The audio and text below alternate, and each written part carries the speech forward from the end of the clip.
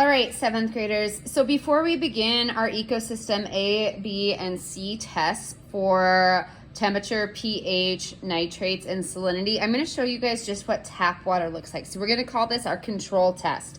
So we're going to do these tests. You guys will kind of see how these tests are done, and then you guys will see what regular tap water should look like. And keep in mind that tap water isn't necessarily filtered water, so we might see some of these content in them, even though we know there's not a whole lot in tap water versus if we're looking at like pond water or ocean water or lake water, whatever the case. Okay, so just like we're going to do in the other ones, there's going to be 4 abiotic factors we're looking for. The first of which is temperature. So obviously for this, I'm going to use a thermometer.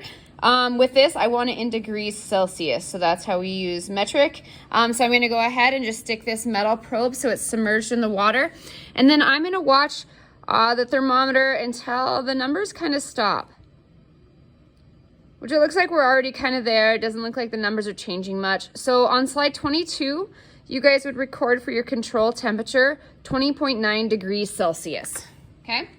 So that's your temperature of just our regular tap water. Again, it's kind of just that room temperature, so it's been sitting out overnight. Okay, the next test that you guys are going to perform, okay, is pH. For that, we use what we call litmus paper. So on the outside of this little roll of litmus paper, we have a little color key that's going to tell us what our pH is. Okay, this is our litmus paper. I'm just going to rip a strip off. It's super hard to rip, just joking, it's paper. Okay, and then this is kind of a big strip, so I don't need to quite rip that much off. But what I'm going to do is just go ahead and dip it into my water really quick. Okay, and I like to kind of let the water move around. And then what I'm going to do is I'm going to compare this to my little color key, so I can see what pH my water is. So when we look at pH, pH doesn't have a label at all. So if we say pH, we would just say it's a pH of 2 or a pH of 14, whatever the case is. So then I'm just gonna go ahead and compare. This might be kind of hard for you guys to see. I got that pretty wet. It looks like it's about a pH of 7 is the closest color I can compare to that. So on slide 22 in that data table under pH, you guys would just write 7. Again, this doesn't have a label associated with it. It's just tap water. And again, it should be neutral, and that's what 7 is our mid-range between 0 and 14.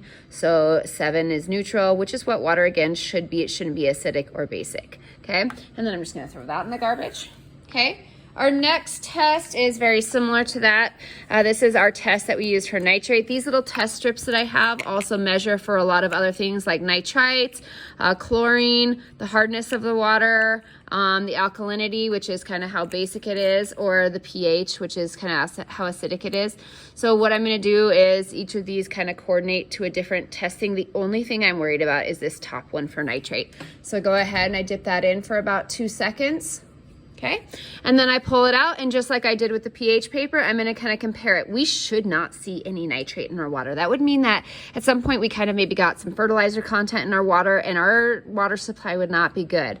So as we expect to see, that little top pad did not change any color at all. So we would say that it has 0 milligrams per liter. So you guys would label that on slide 22 in the data table as 0 milligrams per liter. Okay, so write that in there so you guys can see how you would label that, milligrams per liter. So it's kind of like the divided by sign.